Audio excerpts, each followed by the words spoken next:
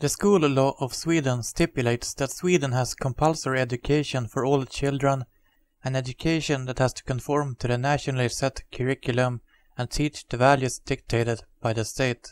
The teaching of values can be quite a concern, since in today's Swedish schools, these are indeed radical. Paragraph 311 of the school law requires pupils to take part in whatever activities their school tells them to. The words in the paragraph read, "must attend the arranged activity." Sweden has for a long time taught sex ed in school, but has also recently begun instructing the pupils in LGBT practices, that is, other forms of sexuality than the natural one. At Strömbackaskolan in Piteå, a high school class was among other things forced to write gay love letters. Nu har vi pratat bara lite grann om det här känslor mellan tjej och en kille. I en kärleksrelation. Men vi tänker efter om det är Alfred och Gösta, två killar. Ja, det finns ju fortfarande känslor. Så då drar jag ett grön pil att det finns ju på den homosexuella relationen finns det också känsla. De kanske inte vågar hålla hand på stan eller göra saker tillsammans och visa att de är homosexuella. Mordhot bara för att de är annorlunda. Och vilka är det som hotar då? Heterosexuella oftast. De som tycker sig vara normala. Och vilka är de då som tycker sig vara normala? Heterosexuella oftast. Hörrni, har vi den rätten att döma? Nej.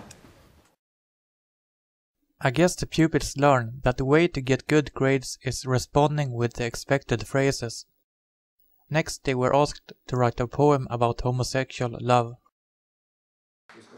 Sitta en stund och fundera för dig själv eller tillsammans med kompisen. Ur vilken synvinkel ska jag skriva den här dikten som handlar om homosexuell eller bisexuell kärlek?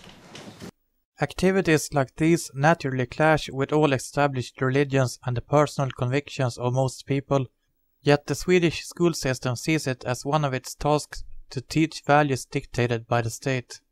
The school law allows for private and even religious schools to operate within a tight framework, though the law is explicit when it comes to the value system.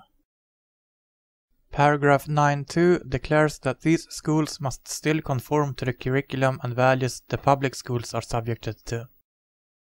This educational philosophy doesn't conform very well to the UN Declaration of Human Rights. Point 3 of Article 26 of the UN Declaration of Human Rights reads, "Parents have a prior right to choose the kind of education that shall be given to their children." This line is generally seen as giving parents the right to homeschool their children and teach them the values of their own religion, something the Swedish state has been very much an opponent of. Today, only about 100 out of 1 million children enrolled in school are being homeschooled, or 1 in 10,000. This is to be compared with, for example, the USA, where 1 in 25 are homeschooled, since the government rarely interferes there. Homeschooling is in Sweden only allowed because of geographical location or extended sickness, though for some time earlier a very small minority of the population used a loophole in the law to be able to homeschool their children with their own Christian values. In 2008, a program on Swedish state TV called Existence described as an outrage that a small Baptist church had been homeschooling their children. The program host was infuriated that this activity was taking place completely outside of society's control. The state TV didn't refrain from telling an outright lie, in that the church was supposed to be running a school of its own, something that wasn't true.